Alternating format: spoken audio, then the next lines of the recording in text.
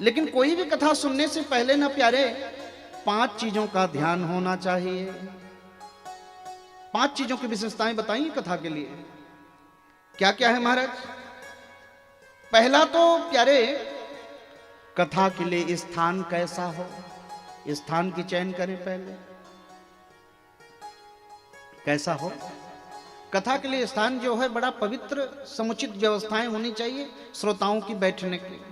बाहर की गाड़ी की इधर उधर जाने की जो अव्यवस्था कहें वो नहीं होनी चाहिए, वो उसके हिसाब से बढ़िया है।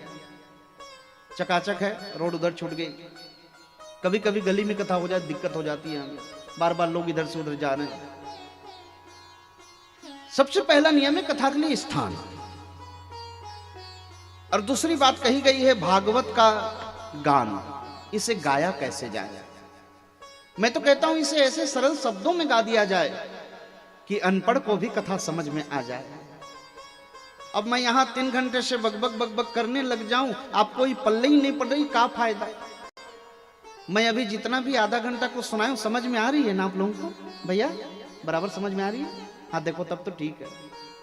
और तीसरा नियम बताया है भागवत का ज्ञान, इसे ज्ञान पूर्वक सुना जाए। ज्ञान पूर्वक कैसे महाराज जी? अभी पीतर पक्ष के पहले मेरी कथा हुई उड़ीसा में, गांव का नाम तो ठीक से नहीं याद रहा है। वहां जब हम लोग पहुंचे तो शुरू दिन कथा में बैठे ना, जितने श्रोता आकर के बैठे मेरे तरफ लंबा लंबा पांव करके बैठे।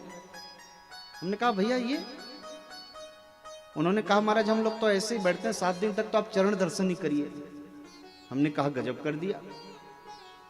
और कथा क्या कह रही है? यहां बैठने का भी नियम है। यहां कथा में आए तो सावधान होकर के पालती मार करके ऐसे सुखासन से बैठे। ऐसे पालती मार के जो बैठे इसे कहते हैं सुखासन। एक होता है दरिद्रासन, देवराज इंद्र को भी बुला लीजिए पृथ्वी पर और दरिद्रासन में बैठा कर कथा सुनवा दीजिए, उसको दरिद्र होने से दुनिया की कोई ताकत नहीं रोकेगी। इसलिए मेरे प्यारे सावधान, बैठे तो पालती मार करके। हाँ, शरीर में यदि दर्द है, आधी व्याधि है, तो 3 चीजों को दोष नहीं है। कौन कौन? बालक, वृद्ध और रोगी।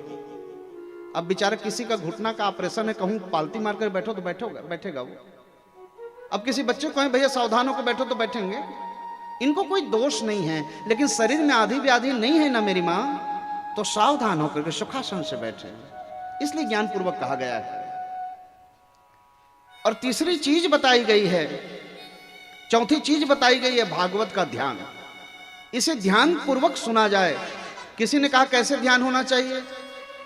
मेरी बगल में आकर के कौन पड़ोसी बैठी इसकी ध्यान नहीं, यहां से क्या कहा जा रहा है इसकी ध्यान हमें बराबर होनी चाहिए। और 5वीं बात कही गई है आपके कान। कान कैसे हो? बोले दोने के बरोबर। दोना समझते हैं ना? दोना यदि अच्छी क्वालिटी की है, रस युक्त तो कोई भी सब्जी डाल दीजिए उस पर, एक रस बाहर नहीं जाएगा। लेकिन दोना यदि हल्की क्वालिटी की हुई, जैसे ही सब्जी डालेंगे ना फट से बिखरेगा।